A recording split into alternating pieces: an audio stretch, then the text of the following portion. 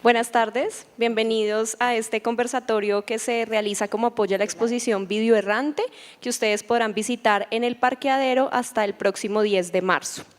En esta conversación, Sergio Romero y Leonel Vázquez dialogarán en torno a la imagen-movimiento como una potencia de las artes del tiempo, desde la relación con los conceptos singulares que proponen en sus trabajos y a partir de las líneas curatoriales de Video Errante.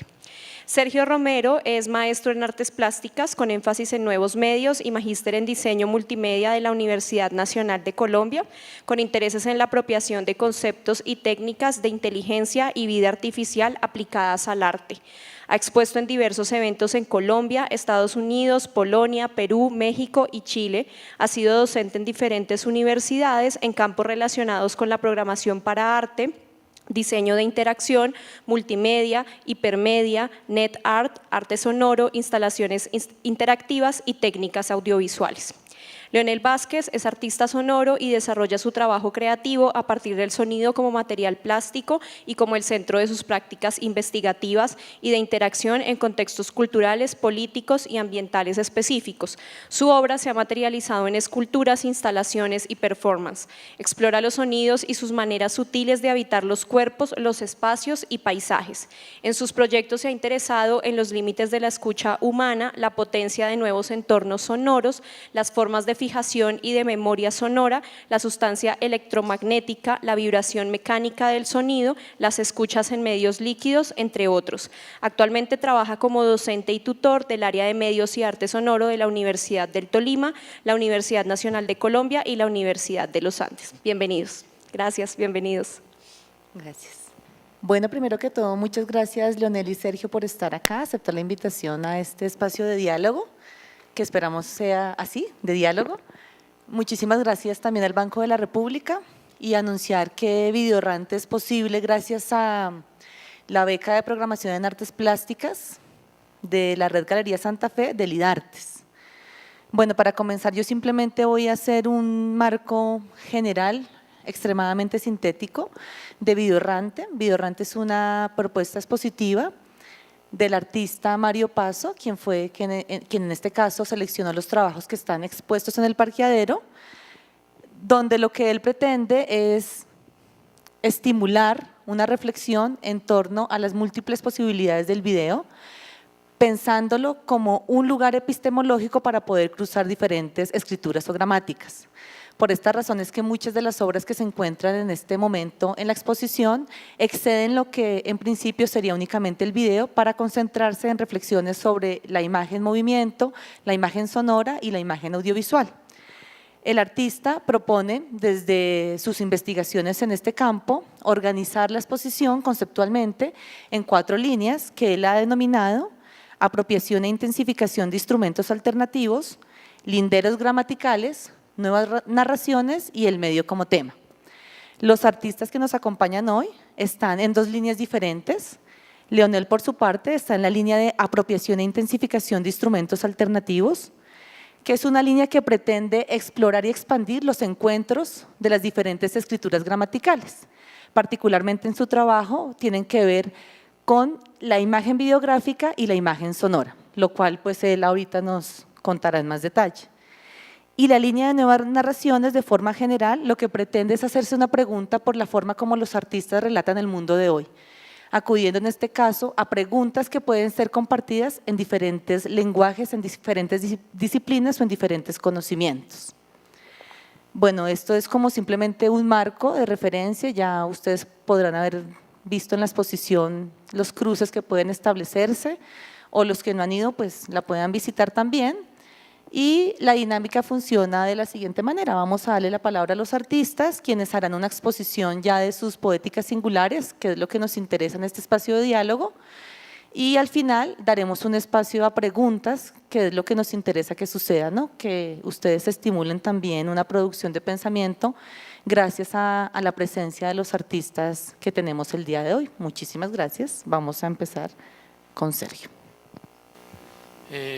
Bueno, yo quisiera empezar pues un poco como con el detonante o la confrontación, digamos, que yo tuve frente a ciertos medios que me ocasionaron unas preguntas que poco a poco fui comprendiendo. Aún de hecho no las comprendo del todo, pero que me parecen supremamente interesantes.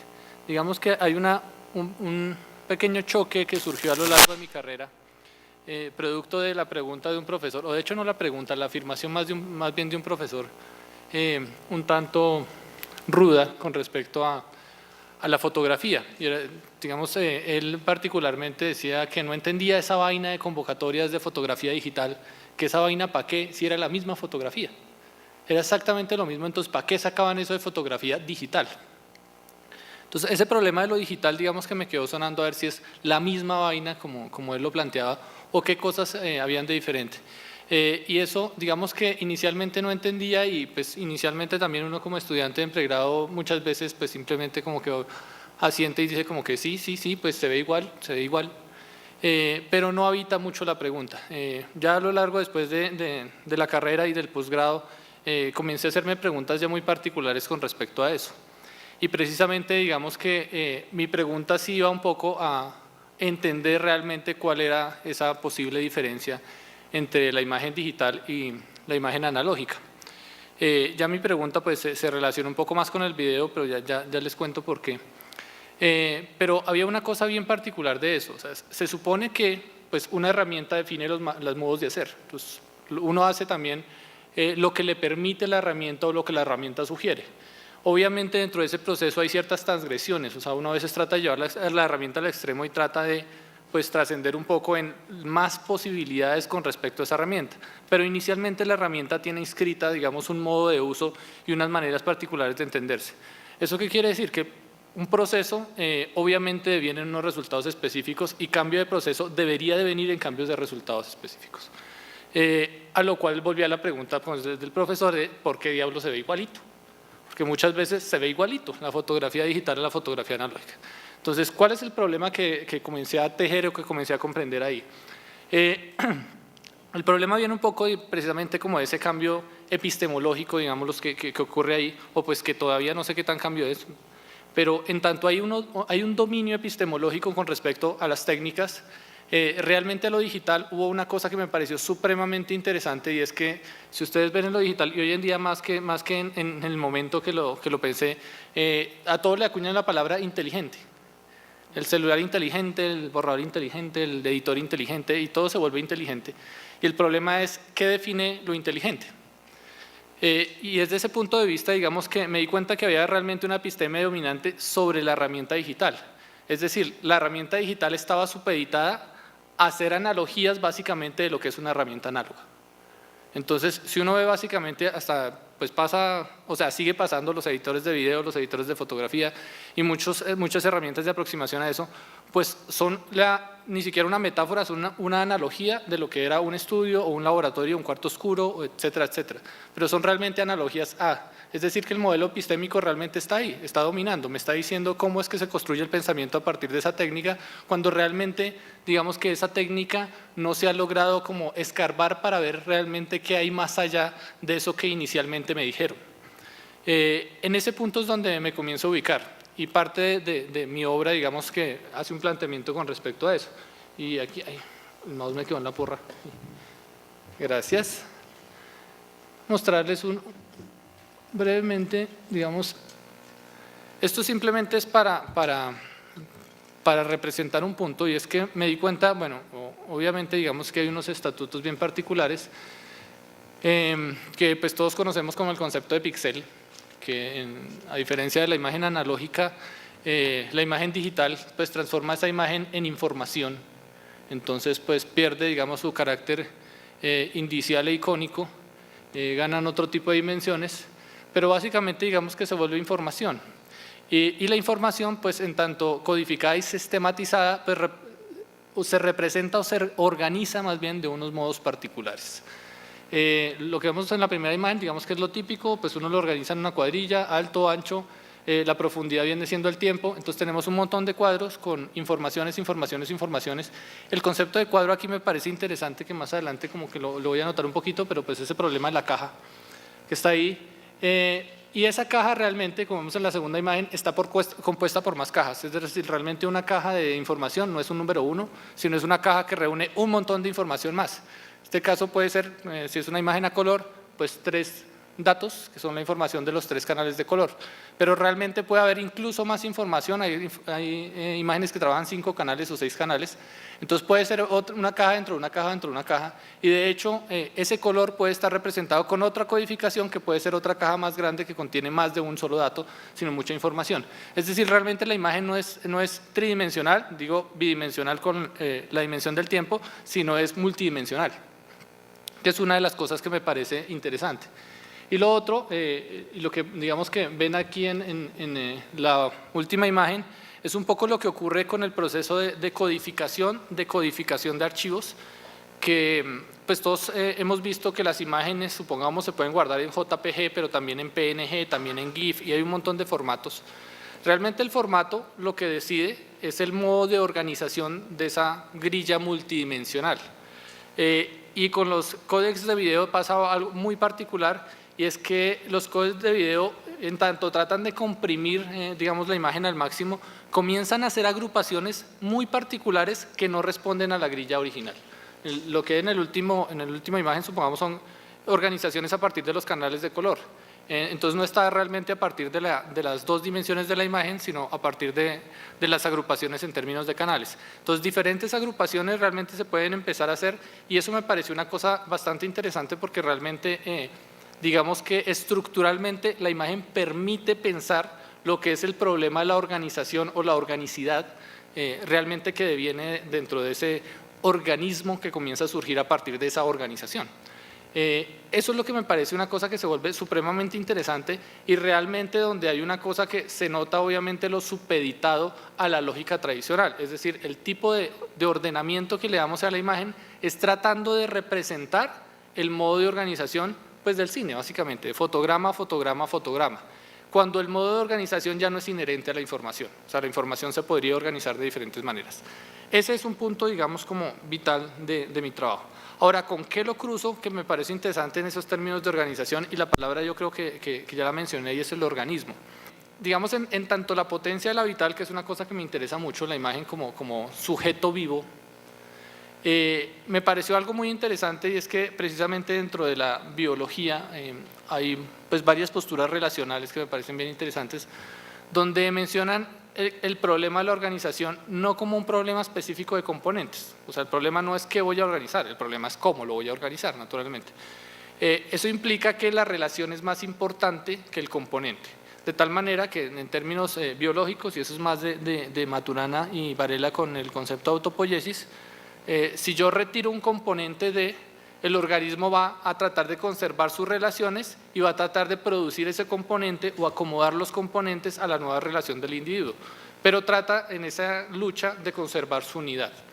Entonces, no sé si lo que estoy diciendo es muy abstracto, pero realmente tiene mucho que ver con el impulso epistémico que les digo, porque realmente lo que vemos en ese impulso epistémico es el comportamiento de un organismo vivo. O sea, trata de organizar todo bajo su lógica para mantener su unidad. Su unidad en tanto epistemología, pues digamos que en este caso estaría representada en la unidad del fotograma.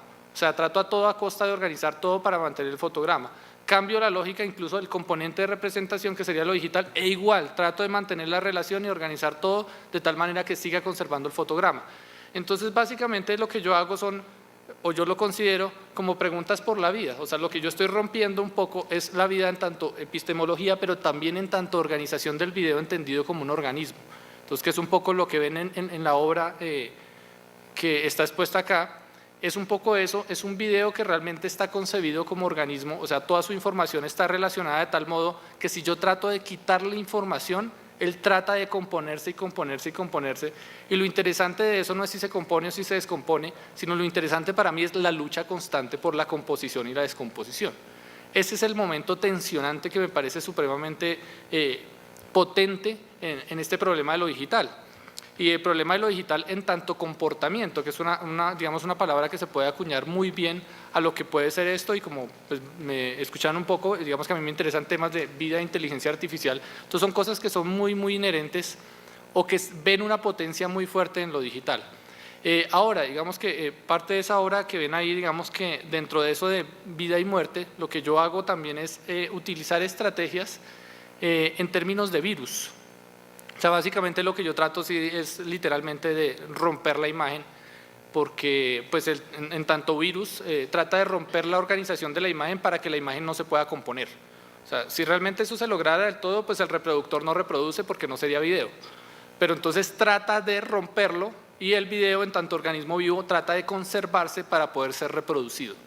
Entonces eso digamos es una cosa que se vuelve supremamente potente y dentro de eso precisamente que les mencionaba del virus es donde actualmente digamos encuentro mucho de intereses en mi trabajo precisamente porque esa epistemia del virus me parece una cosa supremamente extraña. O sea, en tanto virus, pues es una vaina bien particular. Y solo para comentarles cosas, digamos, particulares, a mí me gusta mucho la producción del lenguaje sintético, pero no porque se parezca a, sino precisamente me gusta lo que no se parece a. Es decir, todos tenemos, digamos, un tono, tenemos un acento, tenemos unos modos de hablar, aspectos prosódicos que exceden, digamos, el acto comunicativo en tanto transmisión de un mensaje.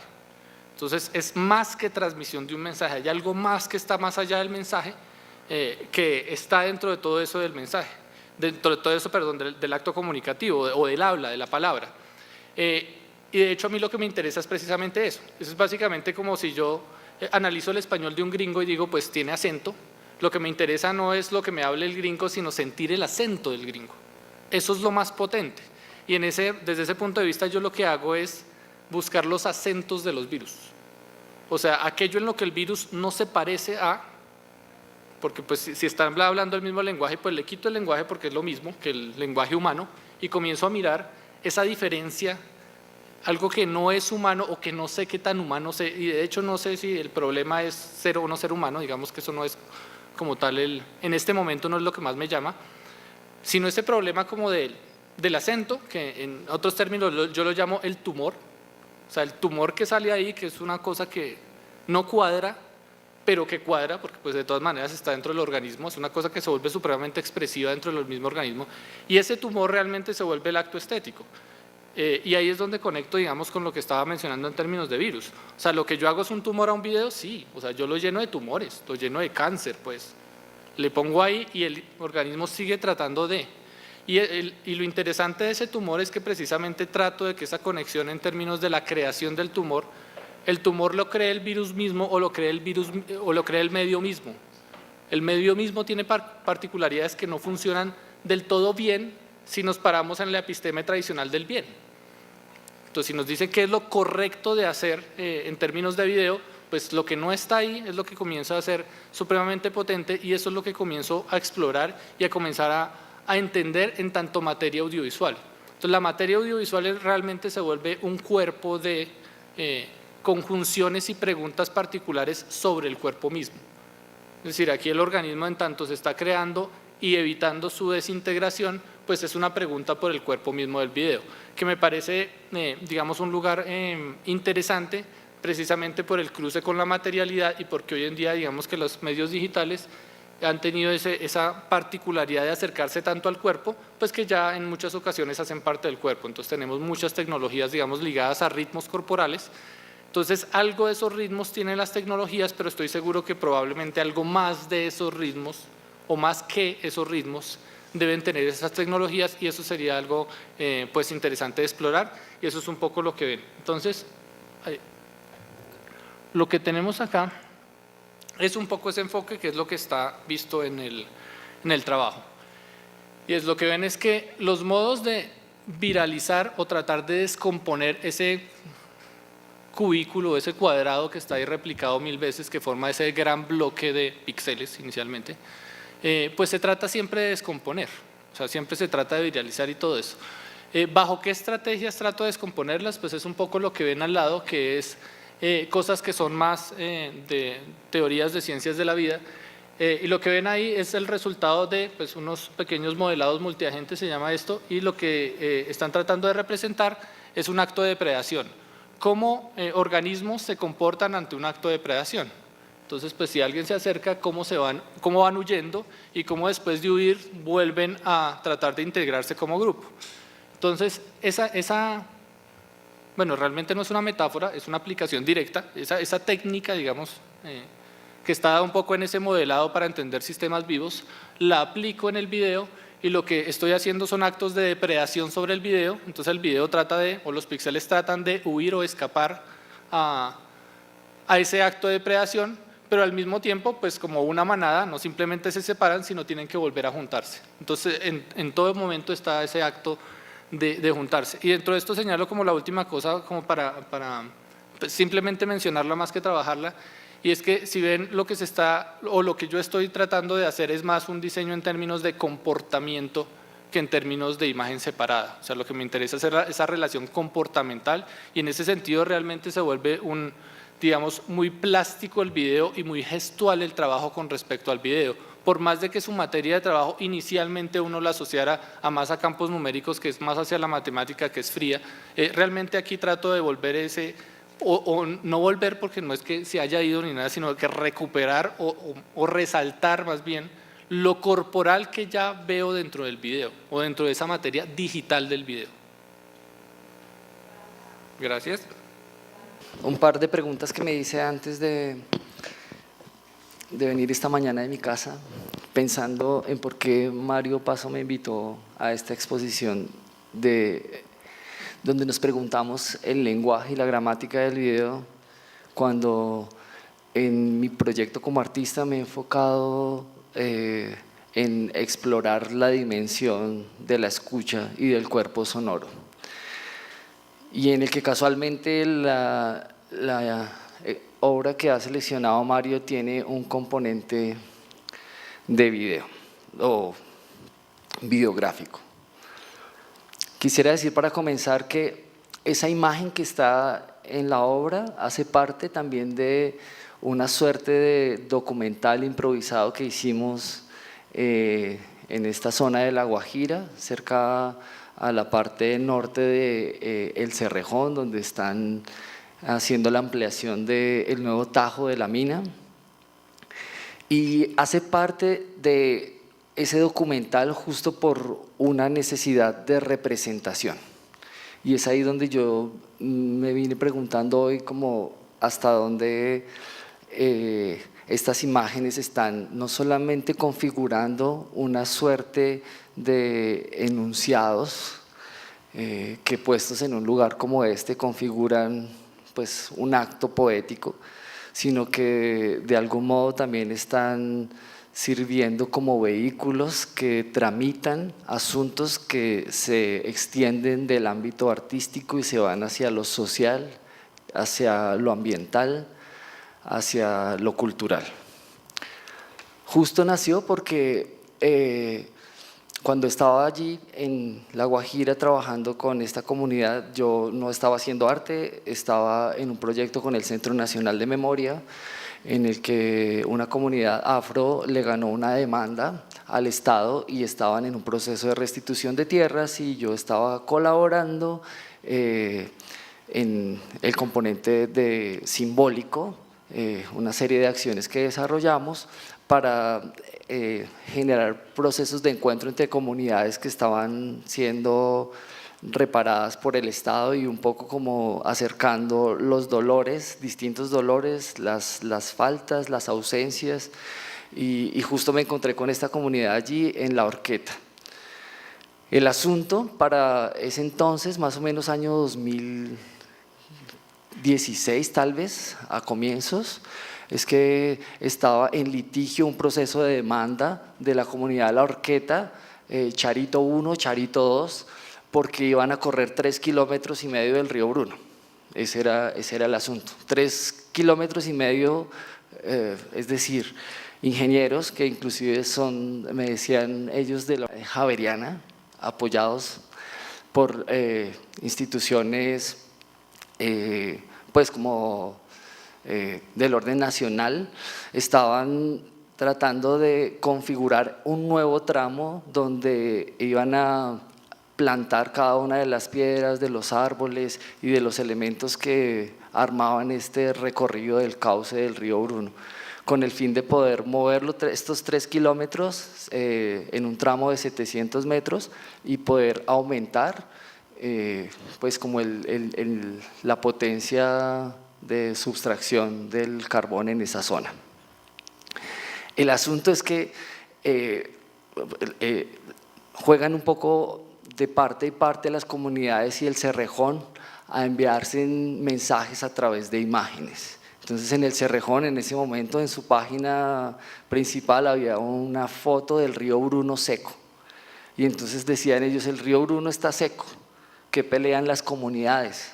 O sea, no tiene sentido esta guerra con comunidades por algo que ya no está vivo. Pero claramente lo que yo encontré en ese momento es que el río, si bien estaba seco en ciertos tramos, y lo paradójico es que estaba seco en distintos tramos hacia arriba y hacia abajo. Y pues ahondando un poco más en los informes, hay un informe de Censada Agua Viva que analiza justo por cuál es la razón por la cual el río está en esas condiciones, y es porque hay una falla geológica y el río es un río subterráneo que de vez en cuando sale, se asoma y nos saluda y otra vez entra y continúa. El asunto del cual estaban, o el meollo del asunto, sí, como el centro, es que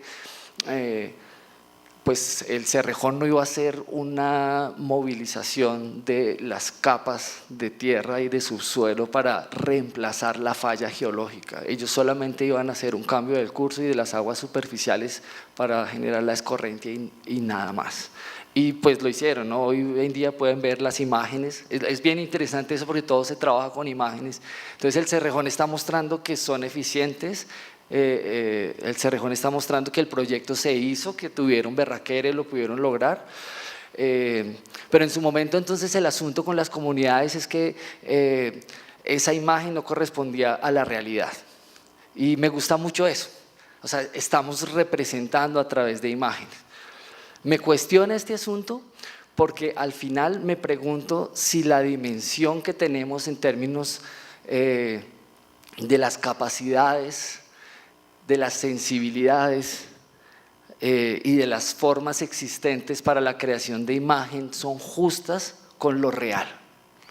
Y lo pongo así porque, bueno, quisiera resumir la charla, no alargarla tanto e irme hasta la génesis, pero lo pongo de esta manera porque de algún modo hay una configuración del mundo subacuático a nivel de la imagen y de la representación que no alcanza el cuerpo humano desde su imagen visual. Es decir, en este momento, y voy a tratar de avanzar mucho es muchísimo, acá y por acá.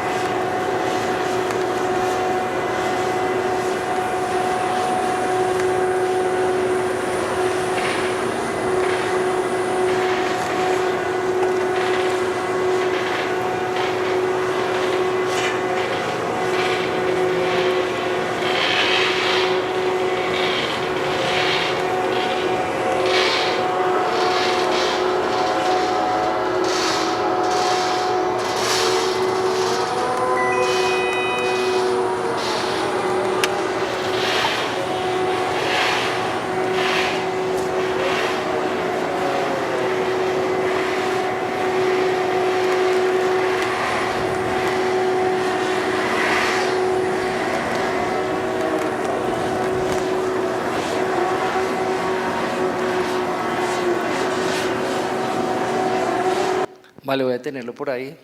Quizás un sonido agradable, ¿no? Depende de quién lo escuche. Depende de la manera en la que estemos dispuestos a recibir ese sonido. La grabación se hizo con un hidrófono a 15 metros de profundidad en bocas de ceniza. O sea, lo que estamos escuchando en este momento no se ve desde afuera. Quisiera plantearlo desde ese lugar, como no estoy viendo el sonido, pensando en las fuentes causales que producen el sonido, porque está sucediendo a 15 metros. A 15 metros en una zona donde el puerto se encuentra a más de, no sé, como unos 50 metros. Y lo que estábamos escuchando es el juego de turbinas, motores, montacargas y demás que están proyectando su actividad industrial dentro de las aguas. ¿Hasta qué punto somos conscientes de ello? ¿Hasta qué punto alcanzamos desde la perspectiva del ojo y desde la perspectiva de este ser antropocéntrico que ha determinado en su cabeza una separación bien importante entre la zona aural y la zona pues del ojo?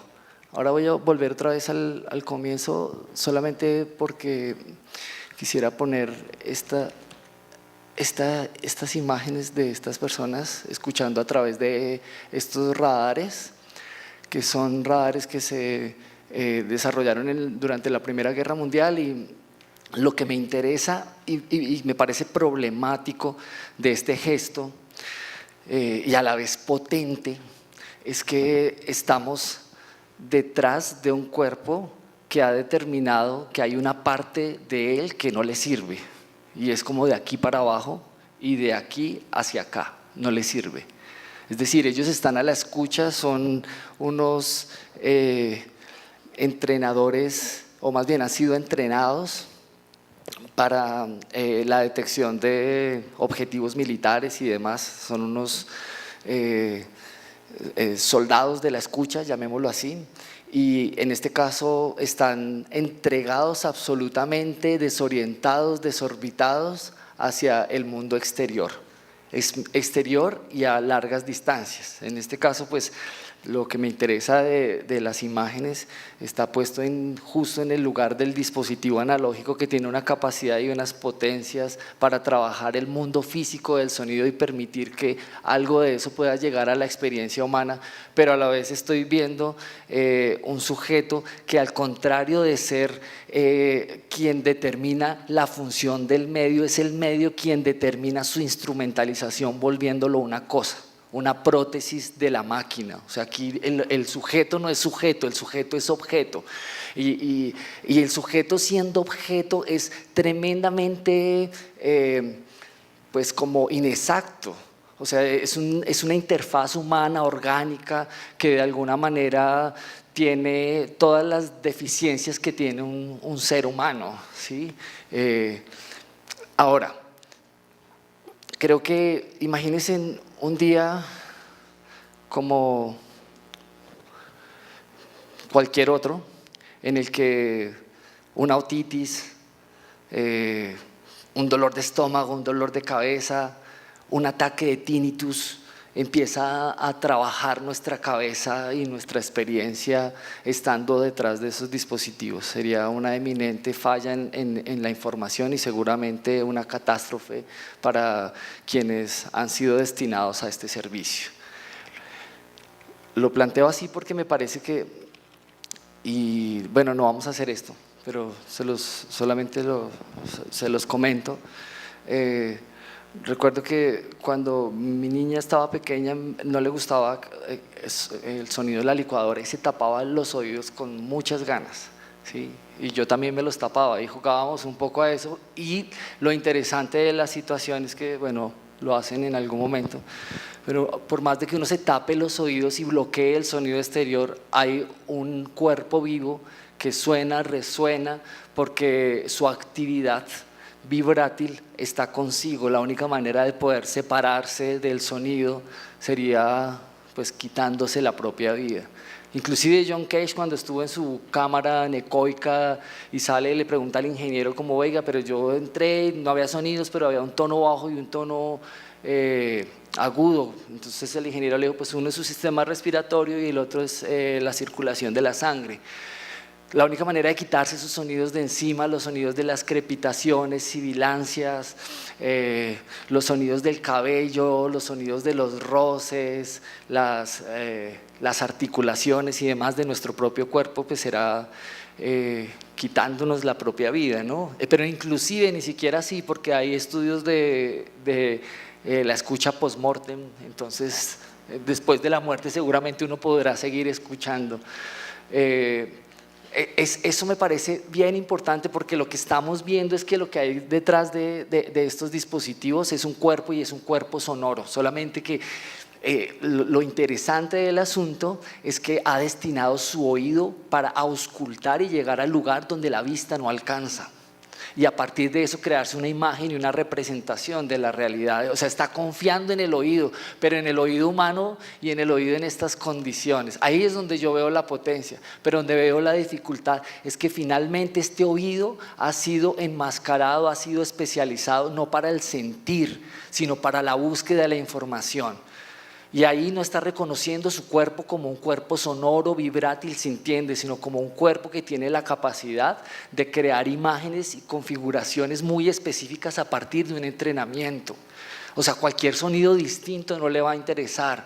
No le va a interesar lo bello, lo feo, lo ruidoso, lo armonioso de los sonidos. Tal vez si somos músicos estaríamos escuchando distinto detrás de esos aparatos, pero ahí está buscando solamente la representación.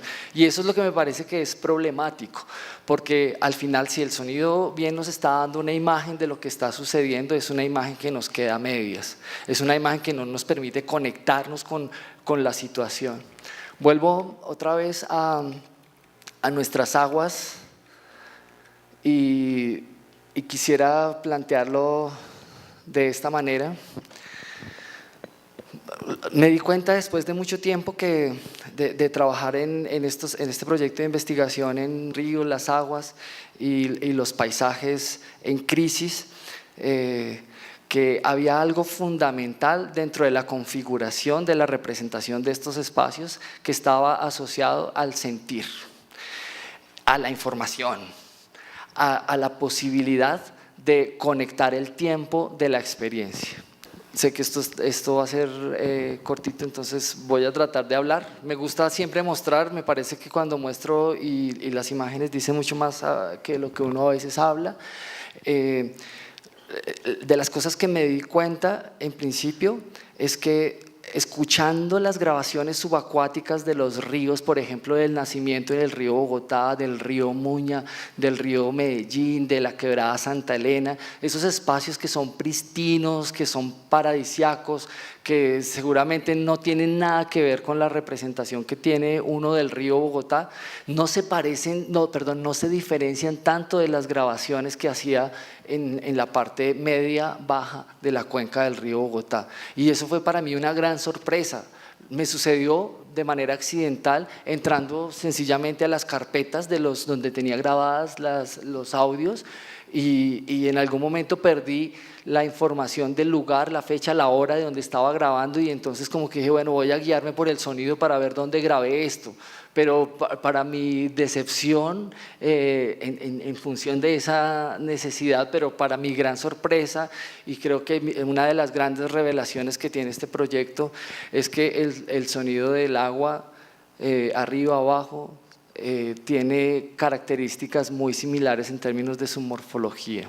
¿Sí? El agua fluye, se mueve en masas granulosas, polirrítmicas, crepitantes, burbujeantes en general, y lo hace arriba, lo hace abajo, lo hace en cualquier lugar. Por lo tanto, no podría determinar a través del sonido el estado del agua, ni su olor, ni su imagen, ni absolutamente nada. Y eso para mí fue fantástico, porque lo que entendí entonces es que una manera de quitar la representación de lo feo, de lo fétido, de lo desastroso que es pues lo que hemos vuelto nuestros ríos, sobre todo cuando pasan por las ciudades, es asumirlo a través de la escucha.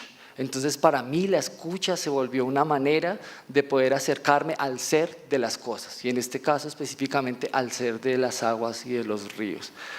De esa manera empecé a trabajar con varios afluentes, y me encontré especialmente con las grabaciones que están en la obra, que corresponden a otro río, perdón, al río Bruno, que para mi sorpresa, y lo voy a plantear desde acá, bueno, para mi sorpresa están muy conectadas con algo, y es lo que le pasó a este perrito con su amo.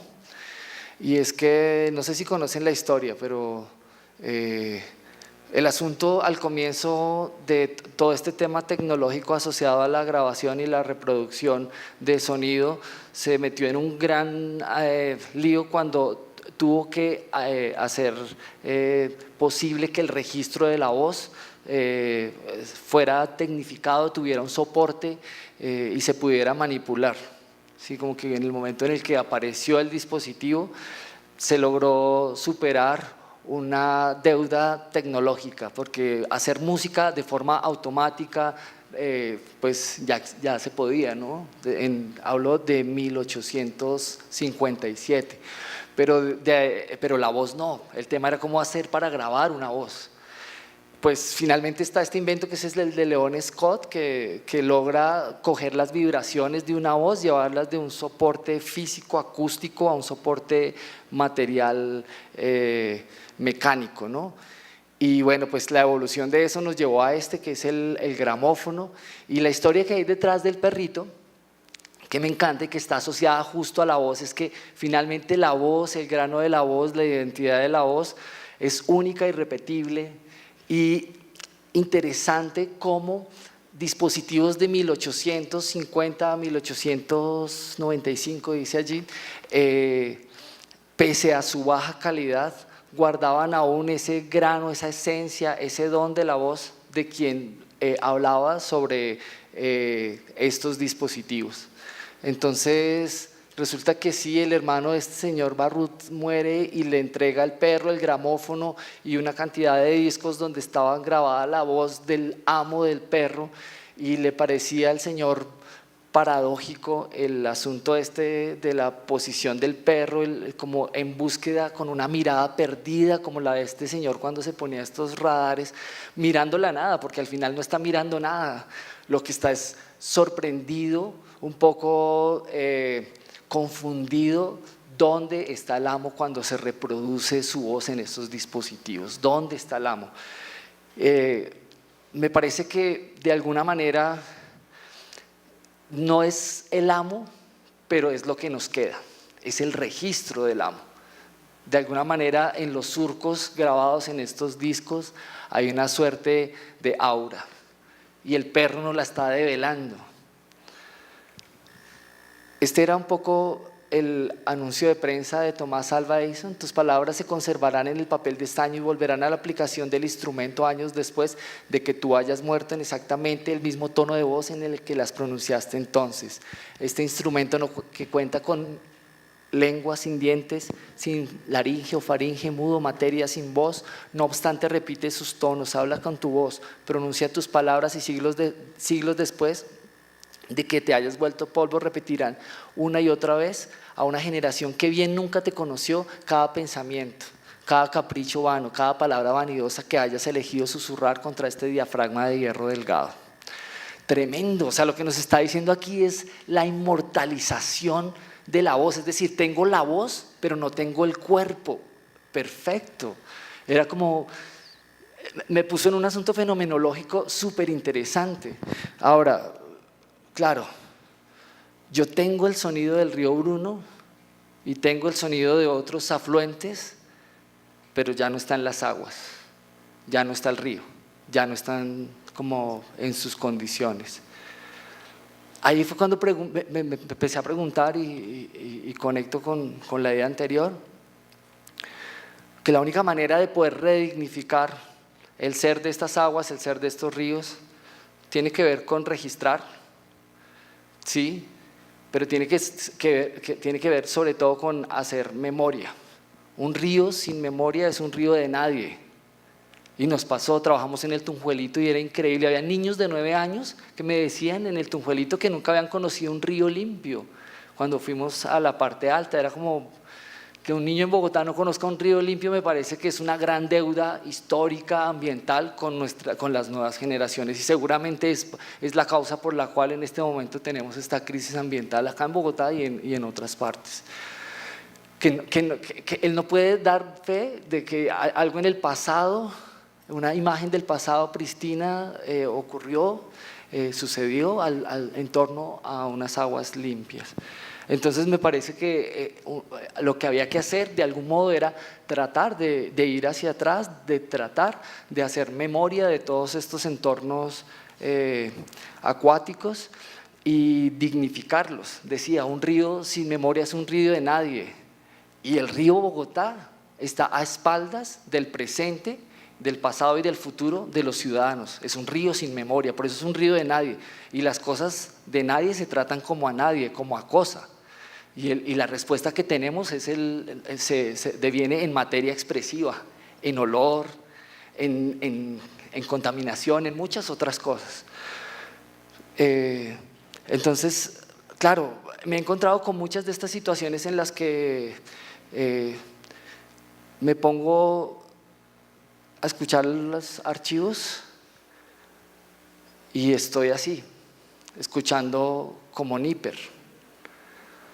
Lo que busco en la obra de alguna manera es ponerlos a ustedes en esa situación. Ahora, hay algo que está detrás de todo el proyecto que dejé de lado en las diapositivas anteriores, y es que la única manera de volverse a conectar a través de las aguas y este ser sonoro, escuchamos desde las 20 semanas de estar en proceso dentro del vientre de nuestra madre, lo que quiere decir es que fuimos acuáticos y que tenemos algo muy conectado con la escucha desde el mundo subacuático. Lo que siento allí es que de algún modo poder escuchar a través del vientre de la madre es reconocer que hay unas cualidades y unas potencias para atravesar el mundo de la imagen visual. No se necesita ver para creer, tal vez con escuchar basta, y tal vez con escuchar de forma sensata, de forma honesta, de forma profunda, tendríamos una dimensión y una escala, una relación muy distinta con esos lugares a donde la vista no alcanza. El sonido para el bebé es tan importante dentro del vientre de la madre como lo es para nosotros fuera del vientre de ella. El asunto es que hay cosas que suceden dentro del vientre de la madre que no alcanzan a escucharlo, sino solamente el bebé y su madre. Me pregunto lo mismo con todo lo que está pasando en el Pacífico colombiano, con los proyectos de exploración de hidrocarburos y sometimiento a las ballenas, en este caso, por ejemplo, en la sala de cunas que es Utría, donde llegan las ballenas, y se están sometiendo a 250 decibeles con disparos de cada 10 segundos, 300 por un kilómetro cuadrado. Disparos que finalmente están ocupando parte de ese espacio, de ese espectro posible y necesario para la vida de las ballenas. Claro, está sucediendo a 100 kilómetros de la costa y está sucediendo en un medio que tal vez no nos atañe ahora, porque nos volvimos acústicos, nos volvimos visuales. Pero si escucháramos bajo las aguas y de esa manera, creo que tendríamos una dimensión distinta, una experiencia distinta, y habría un lugar en el que este antropocentrismo frenético y egoísta tomaría una distancia. Y ese es de alguna manera el planteamiento que hay detrás de este proyecto. ¿Qué es lo que está pasando con la obra? El agua resuena a través de medios y sustancias, como le pasa al bebé. Y eso es una característica que me parece que está aún por desarrollar. Tuvimos el oído en un lugar muy cercano al que lo tienen las ballenas. Hay algo que las ballenas y a nosotros, aparte de que escuchamos por los huesos, y es que nos gusta el canto, por ejemplo. Entonces, creo que allí en este proyecto lo que estoy tratando de hacer es una exploración de cómo se comporta el sonido a través de los medios y las sustancias, y produciendo o haciendo que la vibración transite del uno al otro y pueda llegar, en este caso, de forma resonante a nuestro cuerpo. Resonar, volver a sonar, volver a tener tiempo para. Cuando uno se para ahí en la mitad, el sonido muere tan pronto desaparece, ¿sí? Eso es bien interesante, porque una cosa escuchada una vez no es lo mismo que una cosa escuchada 2 veces, o una cosa escuchada antes no es lo mismo que una cosa escuchada después. Hay que tener tiempo, prestarse a la escucha, pero especialmente en el proyecto hablo de la escucha desde el cuerpo sonoro, no desde la escucha esta aural, esa escucha instrumental, esa escucha funcional, sino de la escucha tacto, de la escucha sintiente. Volver a ponerse ahí es darle tiempo a ese río de volver a sonar, de volver a tener un lugar en nuestra experiencia, y que esos sonidos nos interpelen. Digamos que hablemos de resonar como el volver a sentir, pero que no es distinto al recordar también. Y el recordar otra vez en ese sentido, y me gusta mucho eso, y lo digo siempre de forma etimológica como el volver, pero esta vez volver a pasar esas aguas por el corazón de cada uno de nosotros.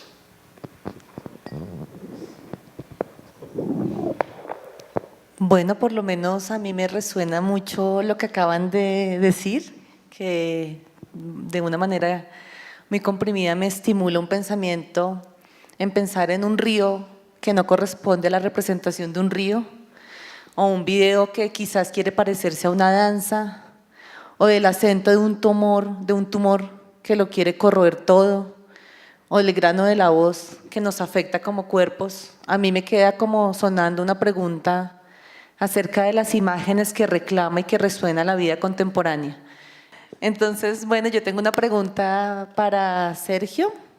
Cuando estabas hablando del organismo vivo y el de pensarse el video como un hábitat, me preguntaba en tu trabajo de Cardumen, esos componentes que estás organizando, si se relacionan o no con el movimiento, como un tercer cuerpo que también quiere proponer un sentido a esta imagen que no podemos ver, pero que está enfrente de nosotros. Entonces, quisiera hacer una pregunta particularmente acerca del movimiento como un componente de ese organismo vivo, si es que está allí presente o quizás no. Bueno, primero pues sí, obviamente el movimiento está y tiene que estar presente en tanto, digamos, la organización es una dinámica, no una estática. Entonces, aunque el organismo esté quieto, se está moviendo. Es una cosa que es particular. Y hay algo, digamos, dentro de eso que me parece importante enunciarlo ahorita, que de las cosas que quedan un poco pendientes, pero que se vuelven supremamente fuertes. Con respecto a eso, el movimiento, digamos, la representación del movimiento o aquello que se mueve. En este trabajo hubo algo particular, bueno, no solo en este, sino en varios, que he tenido precisamente esa pregunta que se relaciona con muchas cosas también de las que mencionaba Leonel, con respecto a la representación. Y es el problema de que en la imagen que trata de contener la realidad en sí, o sea, trata de contenerla toda y obviamente eso es un imposible, pero trata de… Ese tratar de, en tanto el antropocentrismo, yo lo veo, digamos, desde mi área de trabajo, ese impulso en el impulso antropomórfico. Entonces, cuando hablan de actores virtuales o digitales, pues es el modelado de una persona. O sea, trata de parecerse a un actor humano y se ve con total violencia el impulso antropomórfico, o sea, de ahí no se puede salir. Trata de contener la realidad, o sea, es el impulso de la representación de nuevo con respecto a… Y bueno, si el actor se mueve, gesticula, etcétera, pero esa corporalidad pues realmente es totalmente ilusoria, o sea, esa no es la corporalidad de lo digital, no es la corporalidad de ese actor sintético, llamémoslo de alguna manera, sino es una corporalidad que alguien le asignó. En esa medida pues no es cuerpo, porque el cuerpo es una construcción constante. Entonces realmente ahí no hay construcción corporal. Entonces, ¿a qué voy con eso? Yo cuando me preguntaba precisamente el modelado de estos seres, llamémoslo así, digitales o estos organismos digitales, yo decía, ¿y ahora qué represento? O sea, si estoy por fuera o trato de estar por fuera del paradigma antropocéntrico, pues ¿qué dibujo si yo no sé cómo se ve un cuerpo digital? ¿O qué pongo a representar del cuerpo digital? ¿O cómo se ve en tanto digital? Eso es una pregunta que aún no tengo ni idea, digamos, cómo contestarla, porque precisamente excede, digamos, porque no es una construcción mía en tanto cuerpo Sergio, sino es una construcción que debe estar en otro escenario. Pero una de las pistas claves precisamente fue el movimiento. Digamos que conectándolo fuertemente con la pieza que está ahí, esa pieza tiene comportamiento de peces, entonces tiene peces modelados y tiene el movimiento de esos peces. Yo decía, bueno, ¿cómo voy a hacer para no representar el pez? El pez es la excusa, digamos, y pues por lo líquido también del video. El pez es la excusa, pero ¿cómo hago para no representar el pez, sino que de alguna manera el pez se pregunte por su corporalidad y emerja una corporalidad, no sé qué, pero que sea en tanto pez? Y el movimiento precisamente fue la clave, porque lo que se ve en la pieza es realmente una imagen indicial, o sea, nosotros no vemos el cuerpo pez, nosotros vemos el resultado o la huella del cuerpo pez atravesando el video. Entonces es un cuerpo pez en tanto imagen indicial, por ahí pasó el cuerpo pez, pero no lo vemos en tanto, digamos, imagen representada del cuerpo pez. Entonces por eso es que el movimiento se volvió digamos, una acción bastante clave en términos de estrategia en el video, porque no solo digamos que es la materialización de la dinámica de esa lucha por la unidad, sino que al mismo tiempo se volvió evidencia de que pasó algo, en tanto acontecimiento cuerpo, o sea que ahí está representada, entre comillas, una cierta corporalidad, y digo entre comillas porque obviamente no está la imagen que uno estaría acostumbrado a ver de, bueno, muéstreme la foto del cuerpo de, no está, pero están unas consecuencias del cuerpo de. Entonces por eso es que el movimiento me parece que es una cosa supremamente clave, y el movimiento precisamente en tanto comportamiento, digamos que es un movimiento, es que no es que tenga propósito, porque a veces digamos que tengo la tentación a decir que tiene un propósito, pero realmente no es que tenga un propósito el movimiento,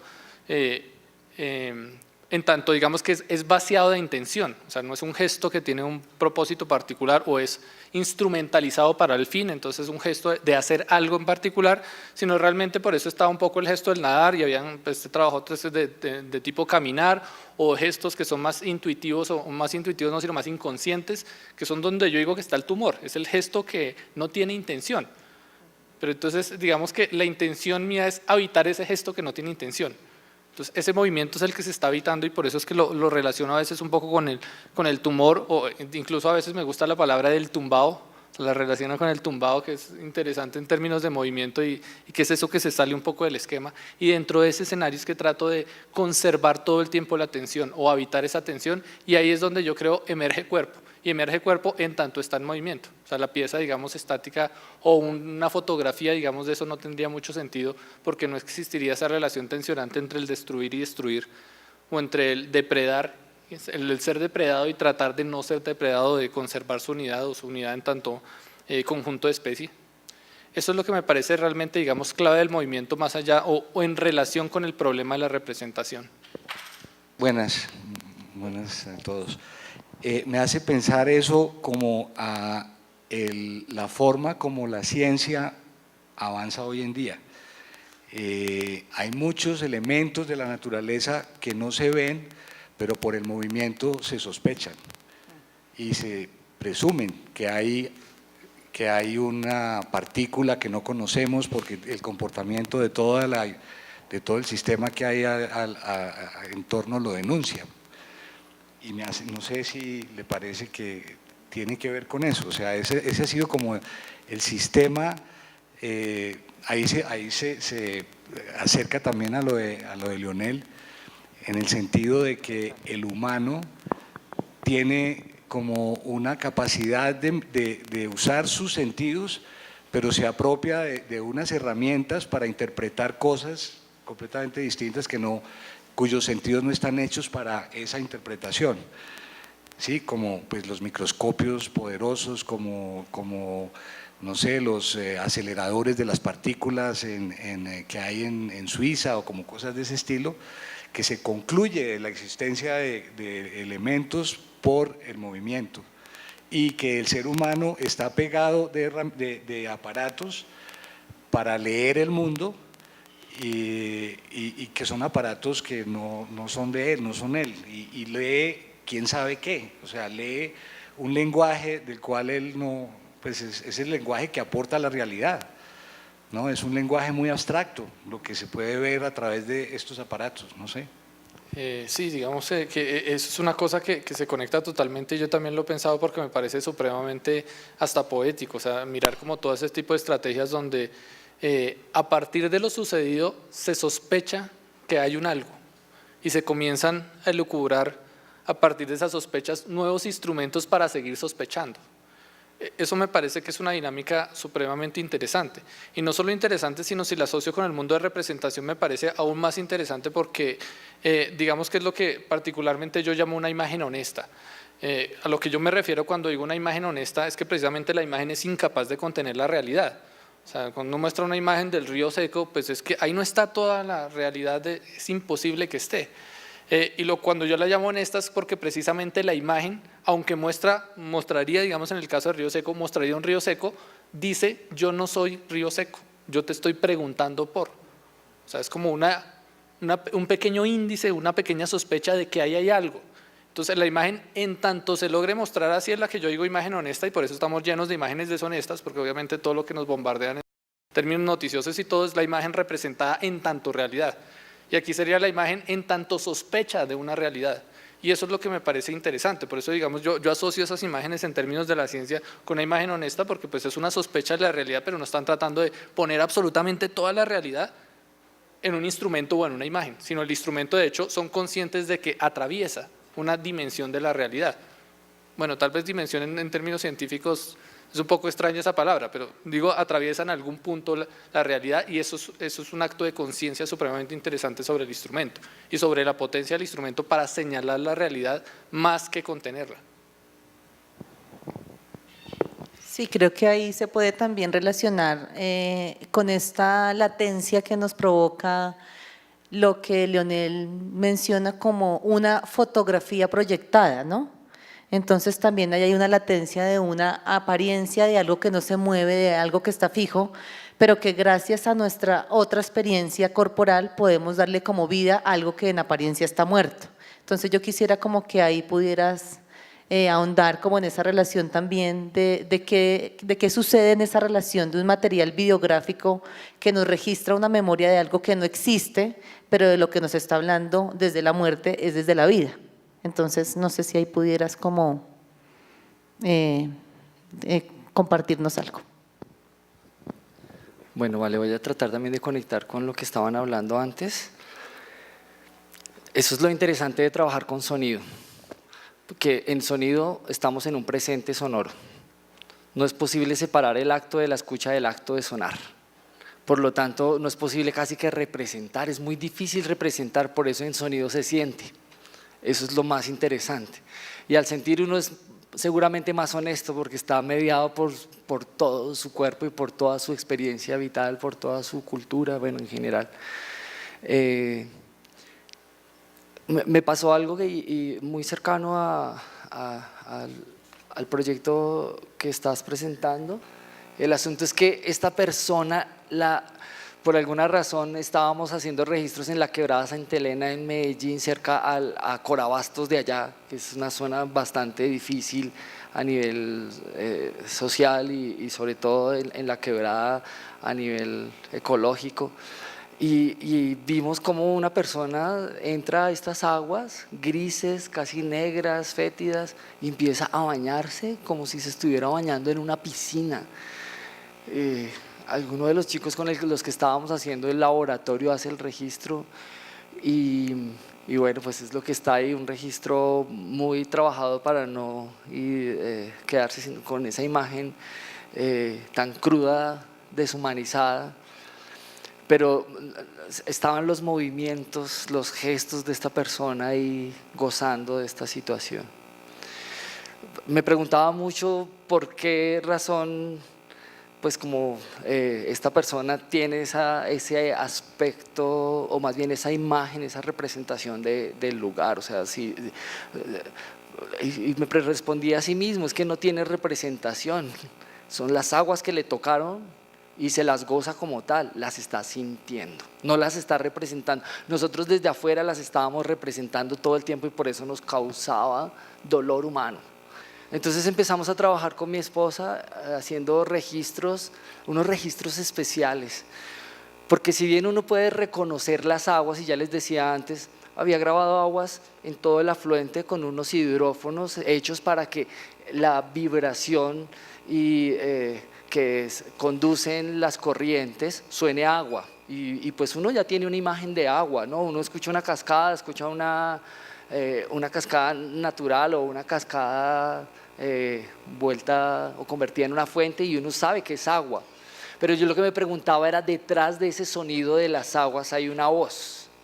Y un poco empezamos a jugar con unos instrumentos, creamos unos dispositivos de cuerda y de percusión que hacían que las corrientes, las fluctuaciones, los movimientos empezaran a tener tonos, pero tonos de manera física, electroacústica. O sea, casi que eran unos instrumentos para el agua, unos instrumentos voz. Y es increíble porque empiezan a gorgojear y a cantar y a hacer polifonía, y decía, caramba, es otra manera de acercarme a esa pues idea de río en la que me está mostrando no la imagen ni siquiera sonora que tengo de este afluente, sino que me está conectando con su fuerza vibrátil. Y me está permitiendo, está llena de pedales, entonces claro, obviamente un pedal es un sonido constante, repetido, en ciclos a veces que cambian en armónicos, suben, bajan, pero es constante, y claramente así es la manera en la que se manifiesta pues estos flujos, ¿no? Me pareció ese ejercicio bien particular porque entonces nos estamos encontrando con otras maneras, otras voces, otros modos de acercarnos, en este caso a través de dispositivos tecnológicos, pero que de algún modo conectan con otra esencia de ese, pues como a nivel de lo sonoro, de ese afluente. Ahora, en relación a la imagen, para mí era bien importante que estuviera allí. Claro, podría haber funcionado solamente con el sonido, pero creo que hay una postura también inclusive política en el poner la imagen. Es que no es cualquier río, es un río que tiene un nombre, que tiene una historia, que tiene un lugar, y es un río que en este momento está en esas mismas condiciones. Me parece que el hecho de que no se desarrolle una narrativa compleja en la imagen me permite que el ojo pueda sencillamente perderse en el sonido y pueda ir allá y crear e imaginar desde lo acústico, desde lo sonoro. Entonces como que me permite la contemplación. Necesito, inclusive eso lo trabaja mucho en los espacios de meditación, se necesita tener algo que me distraiga el ojo para poder escuchar bien. Si no podemos cerrar los ojos, ¿no? Pues si los cerramos seguramente sería una manera de hacerlo, pero si tengo este río acá, claro, inmediatamente engancho seguramente con algo que nos remita a una imagen, a un recuerdo, a lo que sea, a un sonido, pero después de un tiempo que no pasa mucho, en el sonido sí pasa, y lo que nos está mostrando es la riqueza de la experiencia del estar ahí. Ese creo que es lo potente del trabajo. Ahora hay algo que es bien particular y es que estamos reconociendo en el proyecto que somos binaurales, tenemos dos orejas y que tenemos una cabeza que no solamente escucha a través del canal auditivo normal, o sea, sistema de percepción acústica, timpánica y demás, sino que tenemos una capacidad de la percepción del sonido de forma táctil y áptica. O sea, el hecho de que estos conos tengan este tamaño y que uno cuando se pone en la mitad entre en un campo sónico particular donde las aguas empiezan a moverse aquí, pues realmente lo que están haciendo esos dispositivos es jugando con las partículas de aire que están moviéndose por dentro y por fuera y tocando el propio cuerpo, ¿no? Es muy bonito porque no está muy lejos la voz del amo de Níper a través de ese dispositivo. Hay algo que quedó ahí, por eso hablo del aura en ese registro. Me parece que aquí hay algo en ese río que está tocando de forma física, como cuando uno mete la cabeza dentro del agua, cuando uno se pone en la mitad de estos dos altavoces. Bueno, pues si no hay más inquietudes, cerraríamos este espacio, no propiamente de diálogo, pero de escucha, al menos de escucha y de vibración, o si alguien tiene algo más, y si no, pues les agradecemos su presencia, esperamos que visiten la exposición, que puedan pues registrar su propia experiencia y muchísimas gracias por venir a compartir este momento. Muchas gracias.